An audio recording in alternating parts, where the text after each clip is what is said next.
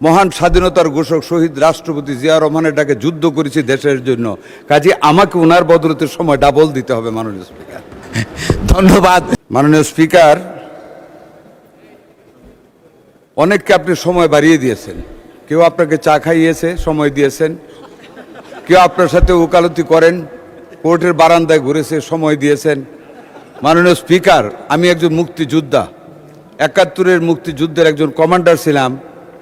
মহান স্বাধীনতার ঘোষক শহীদ রাষ্ট্রপতি জিয়া রহমানের ডাকে যুদ্ধ করেছি দেশের জন্য, কাজে আমাকে ওনার বদলতের সময় ডাবল দিতে হবে। মাননীয় স্পিকার, ধন্যবাদ। মাননীয় সদস্য, আপনি যদি আমার 2 থানার 2 হসপিটালকে একদম ইকুইপড করেন তাহলে 2 মিনিট বাড়াবো। ওকে মাননীয় স্পিকার, করবেন তো ইকুইপ, I তাই give তো? you the commitment to do that. G, But আগে you শেষ take করেন। your preparation to allow me more time. মাননীয় স্পিকার,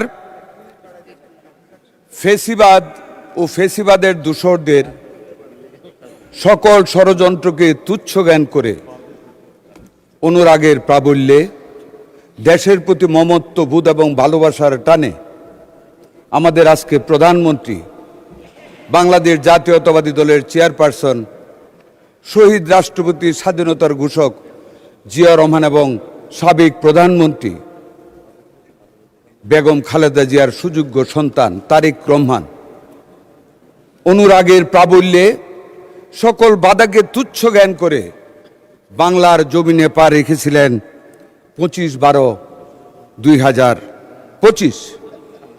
এয়ারপোর্টের মাটিতে পা রেখেছিলেন দেশের প্রতি মমত্ববোধকে বোঝানোর জন্য। হাতে মাটি তুলে নিয়েছিলেন, আর সেই মাটির পরশ, সে মাটির ঘ্রাণ বাংলাদেশের 18 কোটি মানুষের ভিতর পৌঁছেছিল, যার ফলশ্রুতিতে 2026-এর 12ই ফেব্রুয়ারি বাংলাদেশের জনগণ 2/3 মেজরিটি দিয়ে আমাদের মাননীয় নেতাকে দেশের প্রধানমন্ত্রী করেছেন।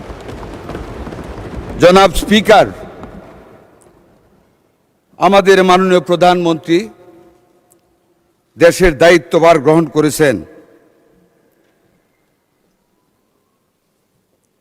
উনি কিছু কাজ করতে পারেন, এরই মধ্যে প্রমাণ করেছেন। হ্যাঁ মাননীয় স্পিকার, জনাব তারেক রহমান পারেন।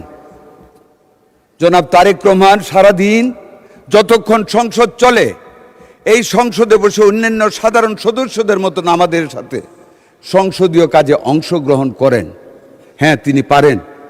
তিনি হানা ভোটের সময় হাতে হাত তুলে ভোট দেন, যার উদাহরণ আমাদের সামনে আর নেই। 4 বার এমপি হয়েছি, এই সংসদে এসেছে, আগে দেখিনি। উনি হাত তুলে ভোট দেন।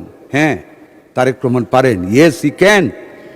উনি ট্রাফিক সিগন্যালে থেমে থাকেন, প্রধানমন্ত্রীর অহংকার নিয়ে না মেনে চলে যান না একা একা। হ্যাঁ, তারেক রহমান সাহেব পারেন। কি পারেন মাননীয় স্পিকার?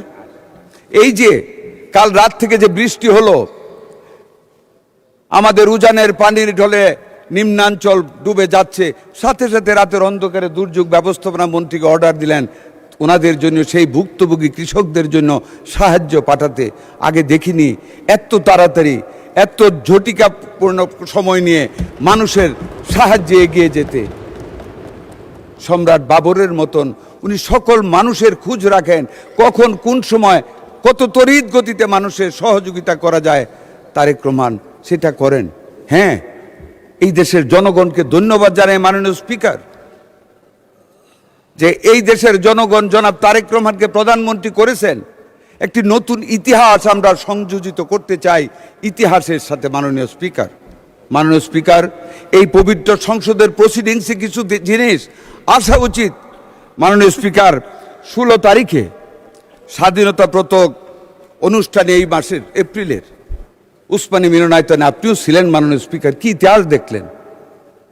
স্বাধীনতার পতাকা সেদিন কে পালেন মাননীয় স্পিকার? অনেকের সাথে কাকে দেয়া হলো? সংসদীয় গণতন্ত্রের প্রবক্তা, স্বৈরাচার বিরোধী আন্দোলনের পুরোধা, 3 বারের মাননীয় প্রধানমন্ত্রী বেগম খালেদা জিয়াকে বাংলাদেশের জনগণের পক্ষ থেকে স্বাধীনতা পদক মরণোত্তর পুরস্কার দেওয়া হলো। মাননীয় স্পিকার, কে দিলেন সে পুরস্কার? স্বাধীনতার ঘোষক বেগম খালেদা জিয়ার সন্তান, গর্বিত সন্তান তারেক রহমানের হাত থেকে বেগম খালেদা জিয়ার জন্য মরণোত্তর স্বাধীনতা পুরস্কার নিলেন। কে নিলেন মাননীয় স্পিকার? বেগম খালেদা জিয়ার সন্তানের হাত থেকে তারই নাতনি জায়মা রহমান দাদির জন্য পুরস্কার নিলেন। এ যে এক ইতিহাস।